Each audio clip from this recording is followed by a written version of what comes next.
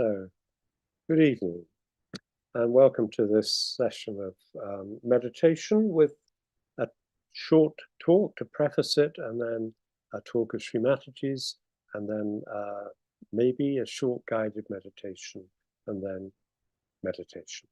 So, the other day, someone asked a question on Facebook. Is there a danger of Sahaja Yoga becoming another organized religion? Here, I just want to explore this question a little, think of some of the different dimensions of it. It was interesting, actually, looking at the comments on that Facebook post. Some people were saying, I mean, broadly, there were two groups of people. One was saying, no, it can't happen. It can't possibly happen that Sahaja Yoga becomes an organized religion because it wouldn't be Sahaj, and it's not in the plan of the divine. We have our vibratory awareness to keep us to the living process of Sahaja Yoga, and so on.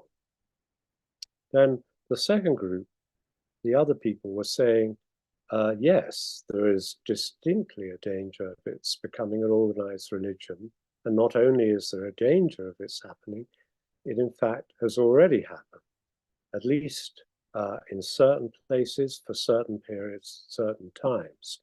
And I've seen this for myself. So the two groups, I mean, one you could say was taking a kind of absolute point of view, the divine point of view, saying Sahaja Yoga is something very pure, so it cannot be a religion. That's that. And the others were saying, not an organized religion, I should say. And the others were looking at it more from a human point of view and saying, well, we are flawed human beings. We have this ego, this superego, these tendencies to go this way and that, as well as up. And yes, I mean, it has this possibility of becoming an organized religion. Surprisingly, there weren't any of the usual argy-bargies breaking out between the different groups of people maintaining these two different opinions. But perhaps because they were all agreed that another organized religion would be a bad thing, that Sahaja Yoga is not meant to be in the same pattern as happened to all the previous religions. And yet, as one person put it, there has to be some form of organization, and this is the nub of it. Somehow the meeting rooms have to be booked, the properties, if any, have to be paid for and looked after. The ashrams have to be set in order somehow, if there are any ashrams. The seminars and pujas have to be arranged. The archives have to be kept.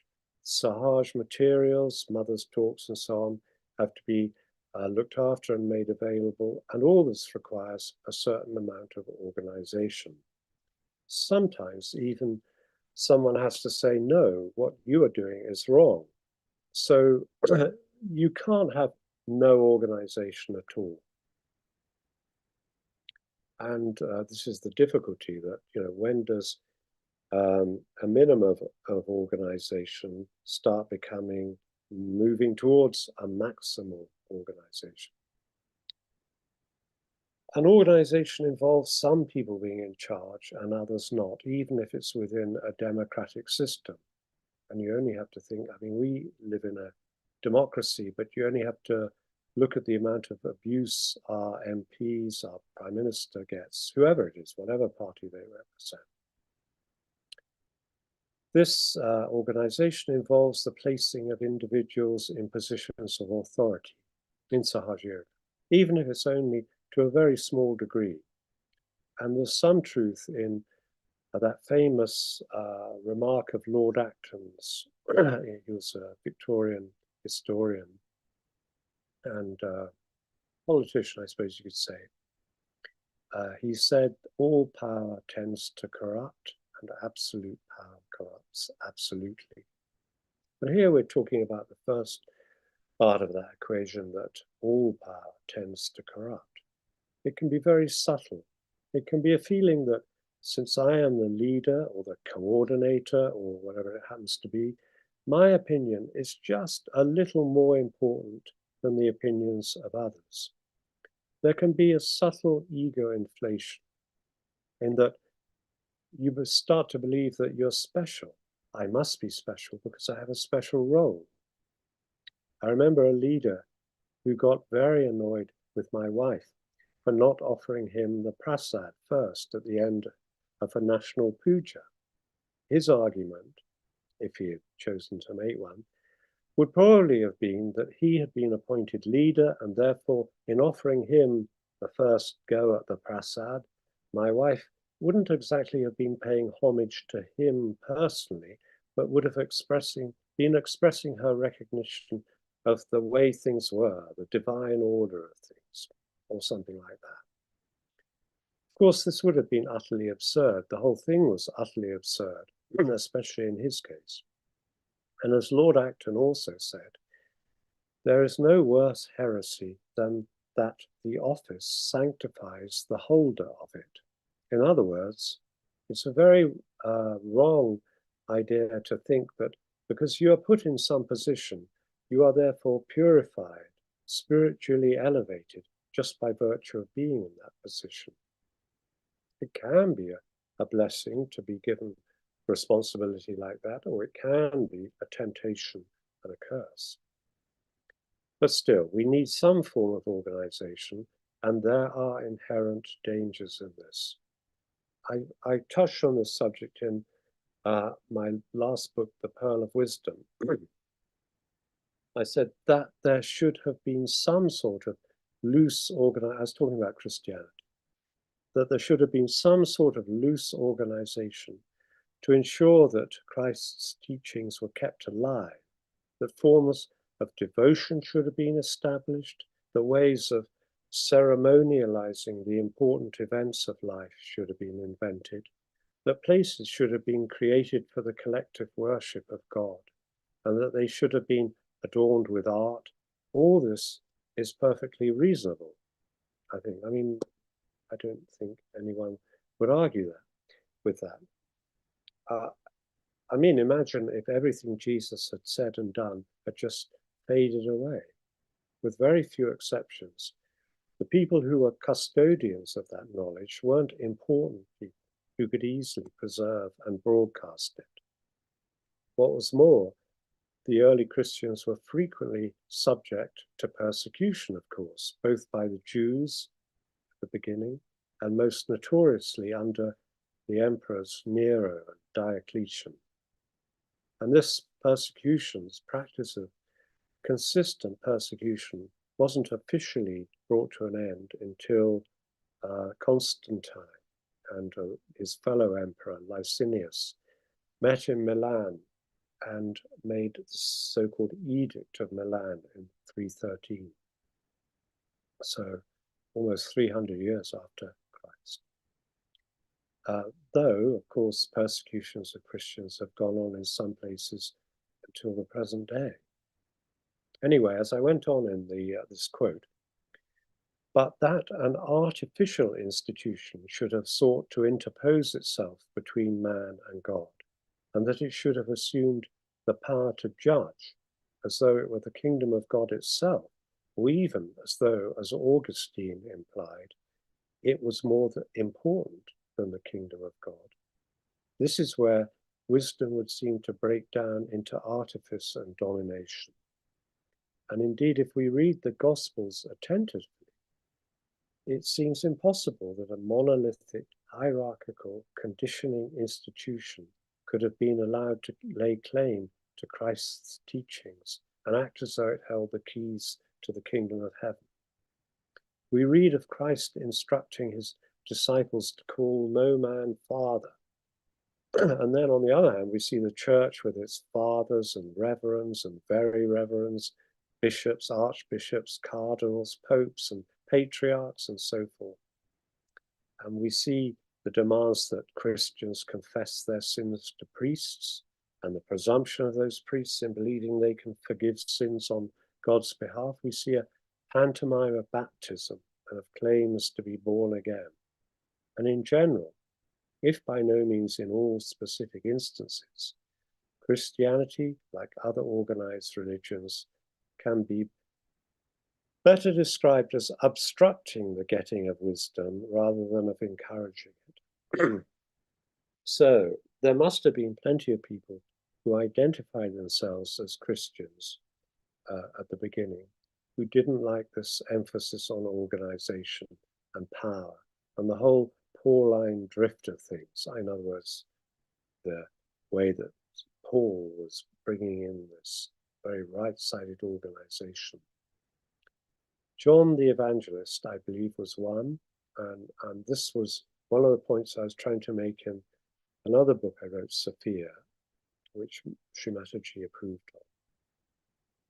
For those people, the good, the well-intentioned early Christians must have found it difficult to prevent the organized religion of Christianity developing because of their human nature. That is, because of our own inherent tendency towards developing our ego and becoming conditioned. And once Christianity became a state religion and money started pouring into its coffers, the transformation of Jesus's work into a dominant, power-oriented business became almost inevitable. Imagine if there was a lot of money flooding into Sahaja Yoga, if we were being gifted properties, if we were being consulted by governments, if we were a large collection of people, a really large collection of people. Would our feelings of self-importance become a little inflated? Would we need a more sort of deep-reaching kind of organization just because of the scale? Yes, probably. There's that danger. There's another aspect to all this, and this is a political one in contrast to a religious one. In other words, we might just as well ask if there's a danger of Sahaja Yoga becoming another political movement. Another recent post on Facebook about Donald Trump carried with it the implication that anyone holding the wrong political views shouldn't be allowed to participate in collective Sahaj activities. At least I had the strong impression that some yogis would definitely prefer it if there were some sort of political vetting process in Sahaja Yoga. I don't know if they'd really thought through all the implications of this, but the fact that there was that desire there seemed clear. And they would be in charge of this process because their own political opinions were so obviously correct, while other people's opinions are so obviously wrong, and therefore they should be excluded or told to go away and introspect. Ironically, these people, the ones who see Sahaja Yoga as a kind of political sangha, or at least as a spiritual movement, but with a political edge to it, they're the same ones who are most contemptuous of the tendency of other people to turn Sahaja Yoga into an organized religion. I suppose it could be argued that our right-sided organizing activities are broadly speaking political, because they're to do with power. However, sensitively that's handled. While our devotional activities and so on, the left-sided stuff, is religious in nature. You can sort of see this in Soviet communism. The communists, like Lenin, were strongly anti-religious. Lenin agreed with Marx that religion was the opium of the people. It was the way the poor and the oppressed had kind of, they were indoctrinated with this idea, according to Lenin and Marx, that it was their way of accepting their lot on earth. They would be rich and free in the hereafter, but not now. Lenin, of course, didn't believe in a hereafter, nor did he believe in Christ. In fact, he tended to think that Christ was a mythical figure who had never actually existed. And he certainly wouldn't tolerate another powerful institution in Russia like the Orthodox Church. It would be a rival to the communist regime. Again, I'm quoting a Pearl of Wisdom. In January 1918, all church property was nationalized by Soviet decree. So that's very early on in the revolution. And throughout the 1920s and 30s, arrests, imprisonments, and executions of clergy and laity were commonplace. Numerous churches were destroyed, including the Cathedral of Christ the Saviour in Moscow. The plan was to construct in its place a palace of the Soviets, a massive neoclassical skyscraper topped with a statue of Lenin, in the event this never happened. And after the collapse of the Soviet Union, the cathedral was rebuilt. The multicolored monument of St. Bathil's Cathedral in Red Square, which everybody knows, that with those onion domes and the colors and so on. This was also due to be demolished, with Stalin's henchman, Kaganovich, arguing that its absence would improve access for tanks during military displays. But in the event, it was saved under circumstances that are not altogether clear. But for a while, during the late 1930s, certainly, it was turned into an anti-God museum. Even in the 1960s, Khrushchev was closing and destroying churches and arresting clergy under the pretext of the imminent construction of communism, the real communism that was always supposed to be coming, which would have been incompatible with faith in the supernatural. And in China, of course, a policy of state atheism was introduced in 1949, with there being a systematic attempt to destroy religion during the Cultural Revolution in the 60s and 70s, through the targeting of the four olds, old customs, culture, habits, and ideas. Buddhism, Confucianism, Christianity were attacked, and the I Ching, the Book of Changes, that marvel, was denounced as an amalgam of feudalism and superstition. Even the act of reading it was forbidden. The I Ching scholar Alfred Huang writes that in July 1957, I was forced to do manual labor every day. In September 66, I was put into jail. During 9 years in jail, I was interrogated almost every day about my anti-revolutionary activities.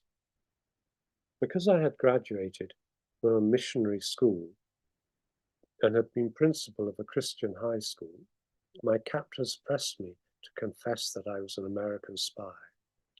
On every occasion, I denied the charges against me. At last, they became desperate and sentenced me to death. However, because I was a popular figure with the Chinese people, they did not dare follow through immediately, though each day they told me that I would be put to death. It was not until 1979 that the Chinese Supreme Court declared him innocent and he was finally released from jail. Now, I'm saying all this for two reasons, really. One of them is that we can be very dismissive, very superior about all the organized religions of the past, without really having thought it through, what it entailed, how they came about, how it wasn't necessarily ever the intention of the people who started them, barring people like Paul, to set up this very earthly organization. How people really suffered, good people suffered. And, it's worth considering this angle of things. The other point is this: all this destruction of organized religion in the name of a utopian political movement, communism, only, of course, succeeded in creating something very similar to an organized religion in its place. Lenin's own treatment of Marx's writings as infallible scriptural authority, the way Lenin himself was embalmed, the business of preserving his body was given to something called the Immortalization Commission, which would really have liked to bring him back to life. I mean, this is one of their the sort of briefs, if possible, as its name suggests, the Immortalization Commission. But they did the next best thing, which was to keep them there for generations to have a look at.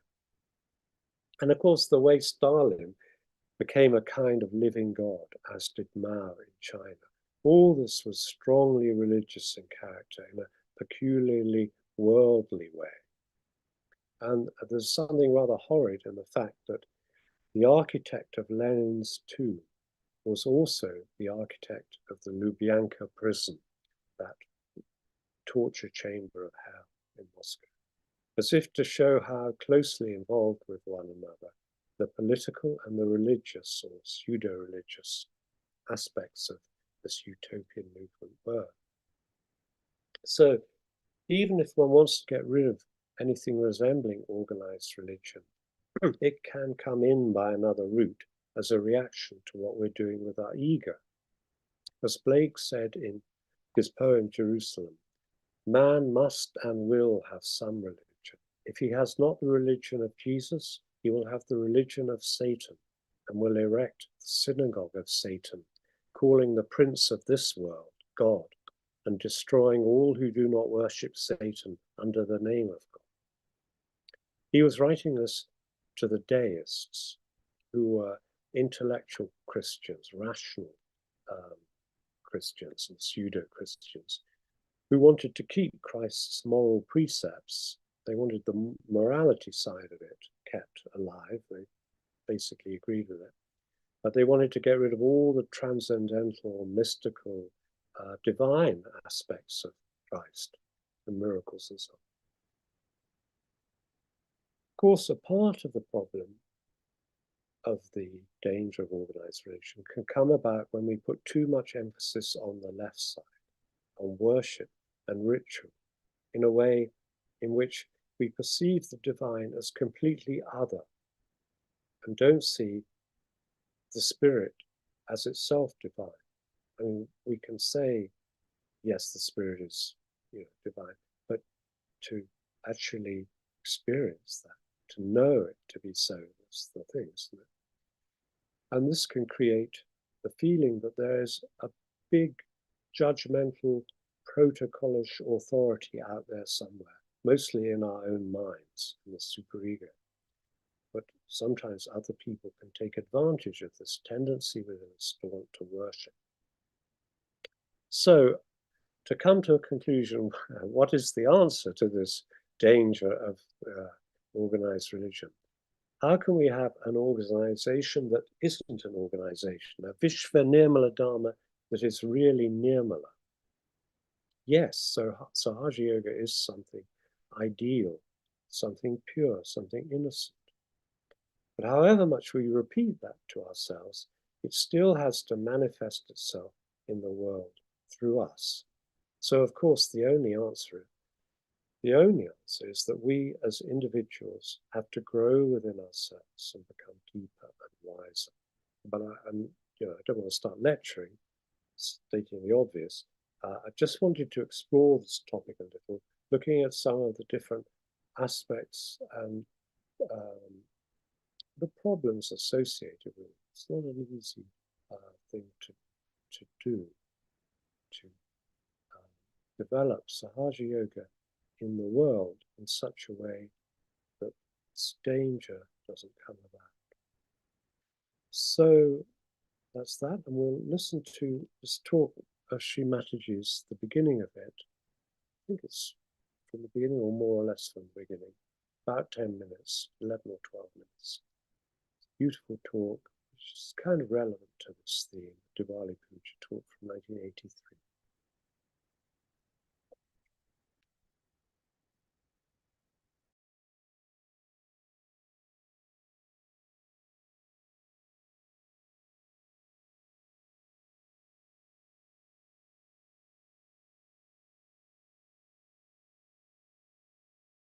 As we are now Sahaja Yogis, we have to know that we have become something different from what we were. We are yogis, we are higher people than others. And as such, we have to understand one thing, that we are not like other human beings who say something and do something, who can live with hypocrisy. That's why all the problems have arisen out of all the religions. A person who says he's a Christian, he is absolutely antichrist. Who says who is Islamic, he is absolutely anti-Muhammad. Who says who is a Hindu is absolutely anti-Sri Krishna. This is the main reason why all the religions have failed so far. Because human beings talk big of ideals. They all say that we have this ideal, that ideal. But they are not those ideals. They cannot live with those ideals. The ideals are not in their lives. They are outside. But they go about saying that these are our ideals. They become fanatics. But they are not the ideals. By Sahaja Yoga now, you have the method, you have the possibility that you can become the ideals. The ideal has to first to be understood through your brains, in the West especially. What are the ideals we have become or we have to become? What we can achieve? This idea you must have. And secondly, you must have a capacity to deepen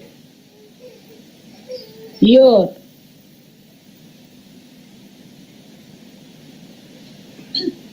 meditative power, so that these ideals go and settle in your heart as a part and parcel of your being.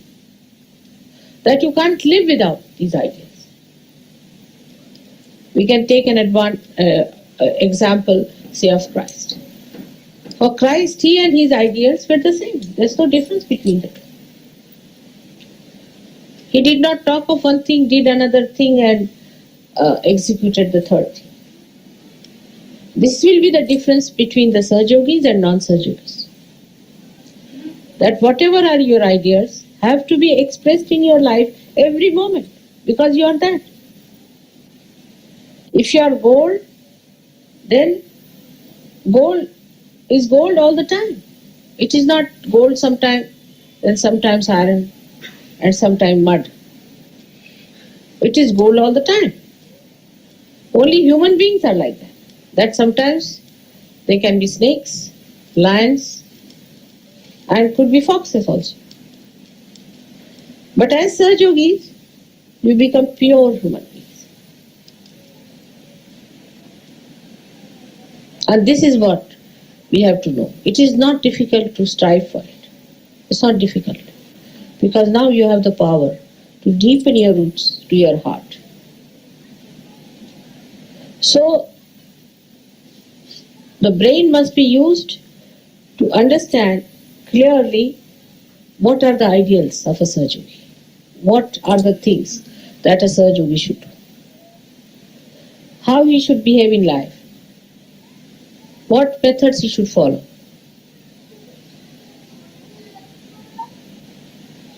And then he has to bring it to his heart through meditative processes, through surrendering. How I give you second birth, you know very well. I conceive you in my heart. Otherwise I cannot do it. Because my heart is so pure, it cleanses you. My compassion, my love cleanses you.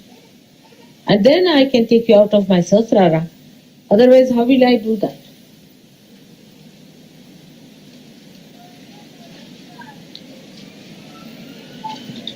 And when that has happened, you have become a new personality.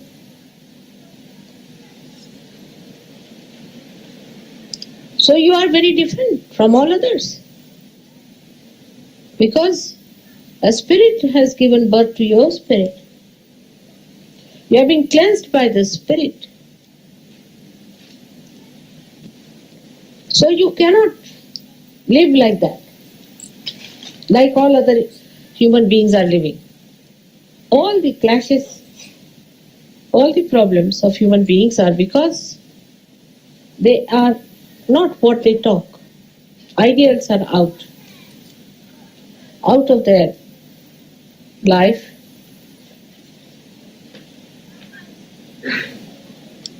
That is how a Sahaja Yogi will show himself up compared to anybody else.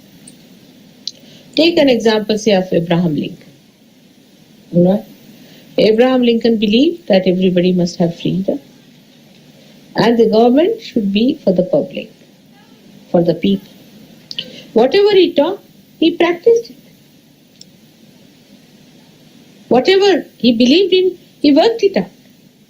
Gave his life for it. That's why he's a great man. Think of Mahatma Gandhi. They were not like Christ incarnations. Think of any great man. Think of Shivaji Maharaj. Any one of the saints. They were human beings. But once they knew this is the principle on which we have to live, they become one with the principles. They do not compromise.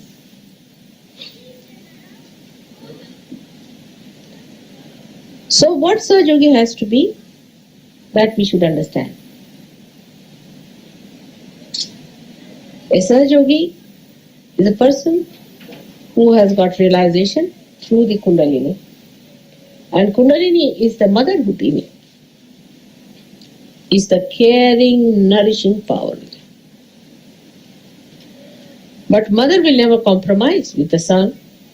If he wants to kill somebody, she'll say no. I mean, a real mother. She will even shoot that son who tries to do wrong things. In the same way, if you become the mother of yourself, then you have to look after yourself in the same manner that you nourish yourself. And all others also. You have to nourish them, care for them, and do not compromise with wrongdoings, unrighteous things, absurd things. Now, when I tell you this, it is not necessary for you to feel guilty. What we have to do in our day-to-day life, in simple relationships, even husband, wife, children, parents, are you becoming silent within yourself? Are you nourishing it with your silence, with your compassion? Or you are supporting something that is absolutely anti-God? If you become the ideals, the power of ideals itself will make you so dynamic that you don't need to consult anybody. You become the ideal. They are like torches. Your ideals itself will be enlightened. So the first attitude should be, how do we deepen ourselves? That should be first attitude. A person who is really powerful will not deter, will not be aggressive, but will not also take aggression. So in your meditations, you have to sit down. Now what do you say in meditation? Try to see all the chakras. What chakras are catching? Face it yourself. These might be from your past life. Some chakras are weak. Try to make them all right. Try to strengthen them. Because ideals have to be worked out, the instrument has to be all right. If the instrument is a crazy one, how will you do? So first of all, you must develop your instrument properly. It should be balanced, powerful, not cowardly. People should feel your power. Of course, the power is of love, but love doesn't mean that you compromise with all the nonsensical things. There should be no compromise at all. It's a very self-certifying state. We cannot say when it is so. We just cannot say. Itself, the state will certify that I am all right now. I have reached that state. We cannot say after 5 hours, 3 minutes, 2 seconds, you'll become that. You just mature and you see that maturity within you.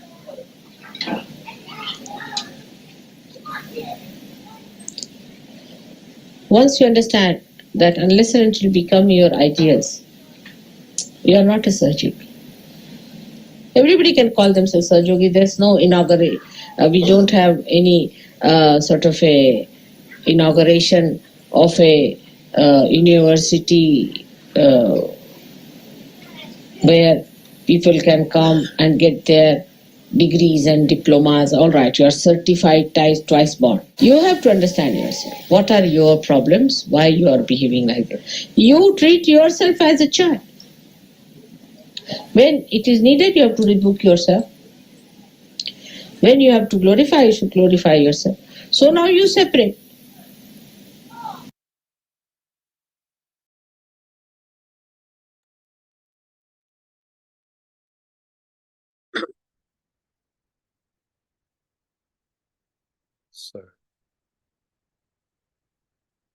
So if we go deep within ourselves now, just with the desire to, as Srimati said, to become our own ideal. So to look at ourselves first of all, rather than to criticize others. Just to ask that we may ascend, not to feel guilty, not to compare ourselves with others unless it's for constructive purposes.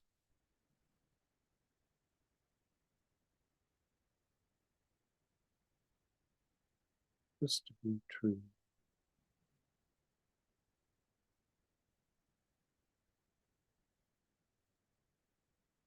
To really have a high sense of our mission in this world, in this life. And we're here to do something really great, to embody something really sublime.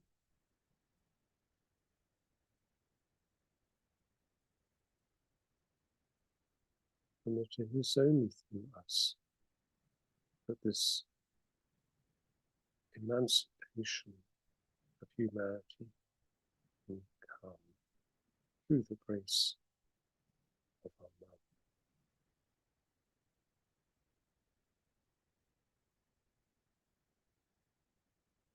So I'll ask Betty to play more of the music. If you prefer silence, of course, you can switch the volume right down. Thank you.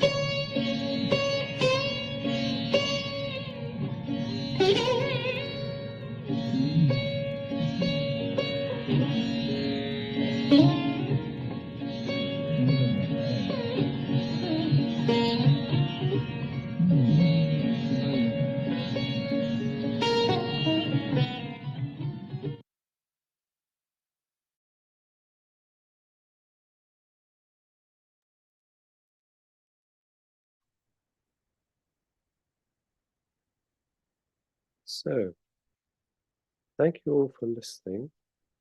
I thought I might finish actually with a little poetry. This is the end of T.S. Eliot's Four Quartets, the end of Little Giddy. He's quoting at various points the mystic Julian of Norwich, who was a medieval lady. We shall not cease from exploration, and the end of all our exploring will be to arrive where we started and know the place for the first time. Through the unknown, remembered gate, when the last of earth left to discover is that which was the beginning.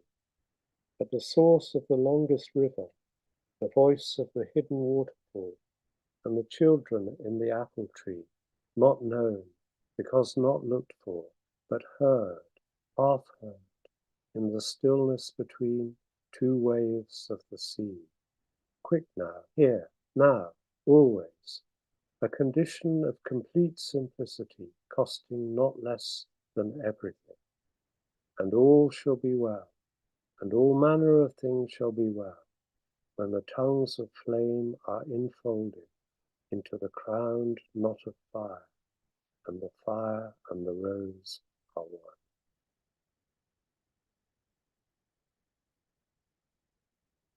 So that was T.S. Eliot, who Shimataji liked, and great. So thank you again for listening, and see you soon. Jai Shri Mataji.